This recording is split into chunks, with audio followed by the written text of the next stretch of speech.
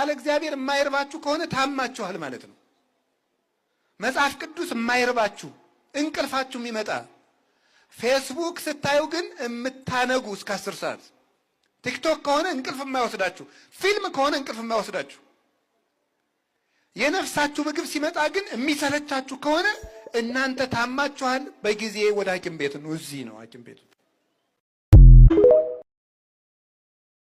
ጌታ ኢየሱስ ክርስቶስ ሆይ እስቲ ደስ ሲል የመድኃኒቴ ቀንድነ የራሴ አክሊልነ ባፌ ጣፋጭ ሆንክ የሕይወት እንጀራነ ለጉሮሮዬ ጣፋጭ ሆንክ የሕይወት ጽዋነ ያልተሸመነ ያልተፈተለ ልብስ አንተነ አንተ ሊቀ ካህናት ነህ፣ አንተ ንጉሠ ነገሥት ነህ፣ አንተ የዳዊት ልጅ ነህ፣ አንተ የአብርሃም ልጅ ነህ፣ አንተ የአቤ ባህሪ ልጅ ነህ፣ አንተ የድንግል ማርያም ልጅ ነህ፣ አንተ የእረኞች አለቃ ነህ፣ አንተ የምትናገር በግ ነህ፣ አንተ ፍሪዳ ነህ፣ አንተ የሕይወት ቀንድ ነህ፣ አንተ የብርሃን ኮከብ ነህ፣ አንተ የጽድቅ ፀሐይ ነህ፣ አንተ የመድኃኒት ጽዋ ነህ። ይሄ ሁሉ የማን ነው? የእሱ ስሙ ነው። ምስጋና ለስሙ። መሳለም ምንድነው ትርጉሙ? ከተነበበ በኋላ እንሳለማለን። የምንሳለመው አንደኛው መሳለም ትምህርተ ፍቅር ነው። መሳለም ማለት ምን ማለት ነው? መሳም ማለት ነው። ስለዚህ ለምንድን ነው እንደዛ የምናደርገው ሲባል የፍቅር ምልክት ነው። ለምሳሌ መኃልየ ዘሰሎሞን ምዕራፍ 1 ላይ ስታነቡ ምን የሚል ቃል አለ? ይስመኒ በስመት አፉሁ፣ በአፉ አሳሳም ይሳመኝ ትላለች ቤተ ክርስቲያን። ክርስቶስን ነው። ትምህርተ ፍቅር ይላሉ አባቶቻችን። የፍቅር ምልክት ነው። ይሄንን ስናብራራ አንዲት እናት ልጅ ወልዳ የመጀመሪያ ልጇን የምትስምበት አፍና የመጨረሻ ልጇን የምትስምበት አፍ ስንት ነው? አንድ ነው። እንደዚሁም ሁሉ እግዚአብሔር አባቶችን የጎበኘበት ረድኤትና እኛን የሚጎበኝበት ረድኤት ምንድን ነው? አንድ ነው።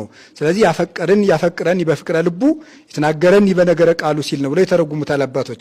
አብርሃም ይስሐቅን ያዕቆብን በወደደበት ልቡ ሳይለውጥ እኔንም ይወድበታል፣ እኔንም ይወደኛል ስትል ነው ይላሉ ቤተክርስቲያን። ስለዚህ ስንሳለም ትምህርተ ፍቅር ነው። ምን ማለት ነው ብለው የተረጉሙታል አባቶች። በዚች የፍቅር የአንድነት ሕግ በሆነች በዚች ወንጌል አንድ እንድንሆን አድርገን ማለት ነው።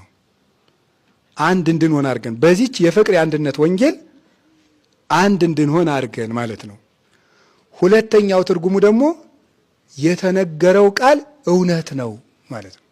የተነገረው ቃል እውነት ነው። ስለዚህ ስንሳለም ዝም ብለን ወንጌሉን መጻፍ ገበታውን መሳም ሳይሆን ምንድን ነው የምናደርገው? ነአምን በቃለ ወንጌልከ ቅዱስ ብለን የምንሳለም። ቅዱስ በሆነው በወንጌል ቃልህ አምናለሁ ተብሎ ነው የምንሳለም። ነአምን በቃለ ወንጌልከ ቅዱስ ብለን እንሳለማለን። ከዛ ወንጌል ምን ያህል ክቡር እንደሆነ የምታዩት ማለት ነው። አሁን እኮ ስብከት ስንሰብክ እዚህ ትምህርት ሲሰጥ እንትን አይደለም፣ ሪቶሪክ ወይም ንግግር አይደለም የሚቀርበው፣ አምልኮተ እግዚአብሔር ነው ወንጌል ራሱ ማለት ነው። በመካከላችን ተገኝቶ እንዲያስተምረን ቅዱስ ፈቃዱ ይሁን ማለት አምልኮ አይደለም፣ እግዚአብሔርን ማምለክ ነው። ቃል መረጃ መሰብሰብ አይደለም። እና ስንማር ራሱ መምህራን በሚያስተምሩበት ጊዜ ፍጹም ልቡናችን ተዘጋጅተን ነው መሄድ ያለብን። እና ምንድን ነው የሚለው? አሁን አያችሁ፣ ስለ ወንጌል ጸልዩ አለ ዲያቆኑ። ቄሱ ደግሞ ቅዱስ ወንጌልን ሰምተን የበቃን አድርገን አለ። ከዛ ደግሞ ቀጥሎ ምን ይላል መሰላችሁ? ንፍቁ ቄስ ደግሞ ክቡር የሚሆን የወንጌል ቃል እንሰማው ዘንድ እንሳለመው ዘንድ በሱም ደስ ይለን ዘንድ ለዚህ የበቃን አደረግከን አምላካችን እግዚአብሔር ሆይ እናመሰግናለን። ዳግመኛም ክቡር የሚሆን የወንጌልን ቃል በልቡናችን ትጽፍ ዘንድ እንማልዳለን ይላል። ክቡር የሚሆን የወንጌልን ቃል እንሰማው ዘንድ እንሳለመው ዘንድ ለዚህ የበቃን ያደረግከን አምላካችን እግዚአብሔር እናመሰግናለን። ዳግመኛም ደግሞ ምክንያቱም ይሄንን ወንጌል ሰምተው ለመሳለም እነ ኢሳይያስ ተመኝተው በመጋዝ ተሰንጥቀው ቀሩ እንጂ አልደረሱም። አባቶቻችን ፈልገው አልደረሱ። አሁን እኔ ለእናንተ የምናገረውን ይህንን ብስራት ለመስማት ፈልገው ነበር አባቶቻችን፣ የለም አልደረሱም። ስለዚህ ምን ያደርጋል? እንሰማው ዘንድ እንሳልመው ዘንድ በሱም ደስ ይለን ዘንድ ለዚህ በቃል ዳግመኛም ክቡር የሚሆን የወንጌልን ቃል በልቡናችን ትጽፍ ዘንድ እንማልዳለን። እግዚአብሔር የምንሰማውን ወንጌል በልባችን ይጻፍልን።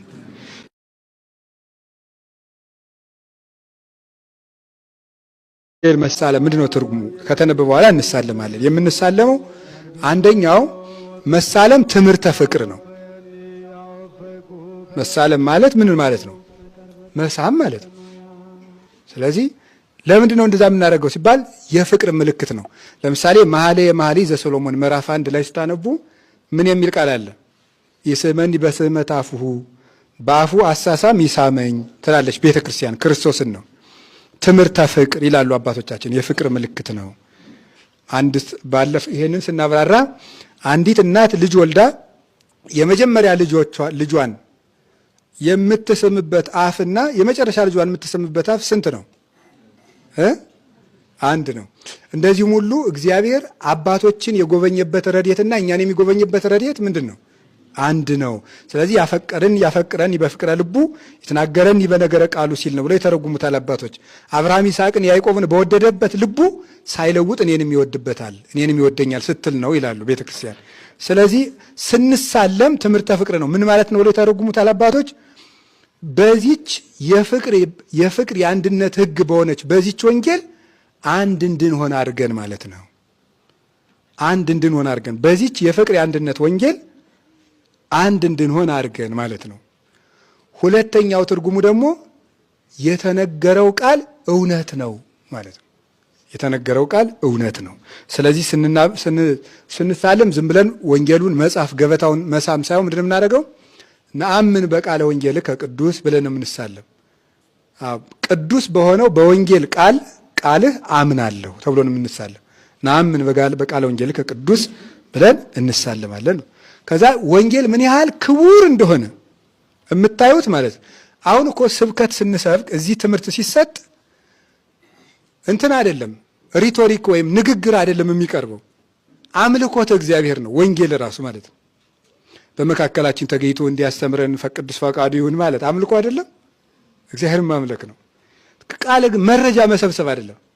እና ስንማር ራሱ መምህራን በሚያስተምሩበት ጊዜ ፍጹም ልቡናችን ተዘጋጅተን ነው መሄድ ያለብን። እና ምንድን ነው የሚለው? አሁን አያችሁ ስለ ወንጌል ጸልዩ አለ ዲያቆኑ።